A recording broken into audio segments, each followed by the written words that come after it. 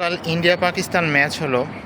অনেকেই আশা করেছিল যে পাকিস্তান মনে হয় এবার ইন্ডিয়ার সাথে শক্ত প্রতিপক্ষ হিসেবে ইন্ডিয়াকে হারিয়ে দিয়ে তাদের ঝাঁঝালো ঝাঁজ মিটিয়ে নেবে, কিন্তু কিসের কি, সেই আগের মতোই লাস্ট কয়েকটা বছর আইসিসি ইভেন্টে ইন্ডিয়ার কাছে পাকিস্তান যেভাবে হারছে, সে গতকালকেও পাকিস্তান ইন্ডিয়ার কাছে সেভাবে হেরে গেল।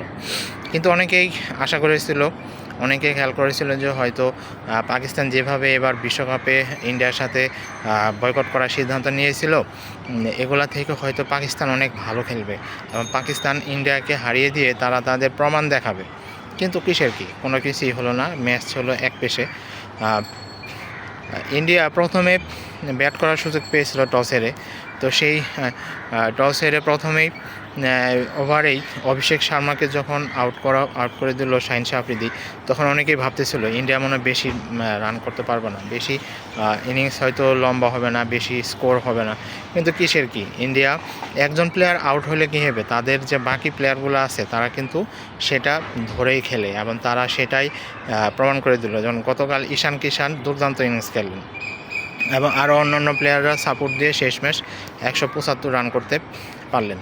তো যেহেতু ইন্ডিয়াকে 200 রানের আগে 180 আগে আটকিয়ে দিয়েছে, তো অনেকেই মনে করেছিল যে পাকিস্তান হয়তো আজকে ইন্ডিয়াকে চাপে ফেলবে এবং তারা ইজিভাবে ইন্ডিয়ার সাথে ম্যাচটি খেলে জিতে যাবে।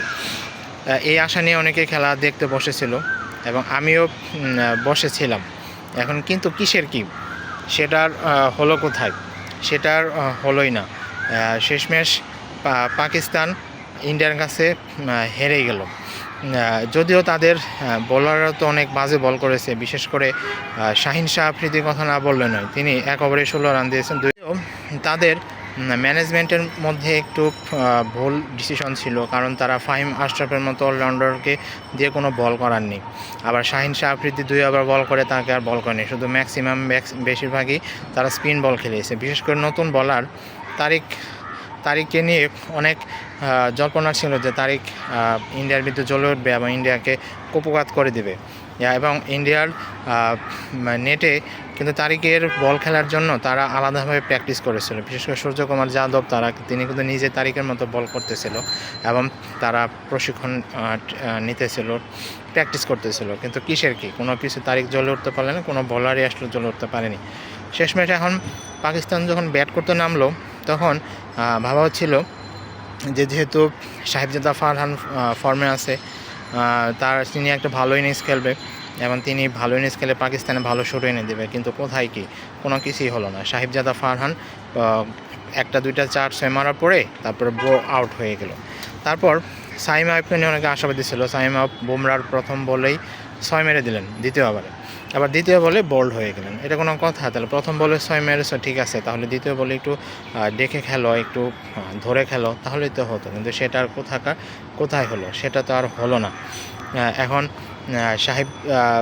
সাইম আইয়ুবও আউট হয়ে গেল এবং সাইম আইয়ুবও সেটা করতে পারলো না। অন্যান্য ব্যাটসম্যান বাবর আজম, শাদাব খান, মোহাম্মদ নওয়াজ, উসমান খান কেউই ঠিকমতো আসলে ব্যাট করতে পারল না। যদিও উসমান খান একটু ধরে খেলতেছিল, কিন্তু সেটা আসলে যাওয়ার জন্য যথেষ্ট ছিল না। এই ম্যাচে ফখর জামানকে তারা বসিয়ে রেখেছে। ফখর জামান কিন্তু সবসময় ইন্ডিয়ার সাথে ভালো খেলে, কিন্তু তারা বসে খেলেছে। এবং এই ম্যাচ হারার পর পাকিস্তানের সাবেক প্লেয়াররা তো অনেক সমালোচনা করেছে এবং বিশেষ করে শাহিন শাহ আফ্রিদির শ্বশুর শহীদ আফ্রিদি সরাসরি বলেছে যে বাবর আজম, শাদাব খান এবং শাহিন শাহ আফ্রিদিকে পরের ম্যাচগুলোতে বসিয়ে রাখতে, তাদের একাদশে না রাখতেন। তো তরুণ যে প্লেয়ার আছে তাদেরকে সুযোগ দিতে বলেছে। দেখা যাক পাকিস্তানের পরবর্তী ম্যাচে আসলে কি হয়, সেটা হয়তো তখনই বোঝা যাবে। পাকিস্তানকে সিনিয়র প্লেয়ারদের বসিয়ে নতুনদের সুযোগ করে দিবে এবং পাকিস্তানের সামনের ম্যাচ দুটো যদি হেরে যায়, তাহলে কিন্তু তারা বিশ্বকাপ থেকে বিদায় নিয়ে নেবে। এই সুযোগ হয়তো নেবে না, কারণ তারা চেষ্টা করবে ম্যাচ দুটি জিতে পরের রাউন্ডে যেতে। যাই হোক, সামনে হয়তো পাকিস্তান যদি দ্বিতীয় পর্বে ওঠে, সেখান থেকে যদি সেমিফাইনালে যেতে পারে, তাহলে ইন্ডিয়া পাকিস্তানের সাথে আবার ম্যাচ হবে।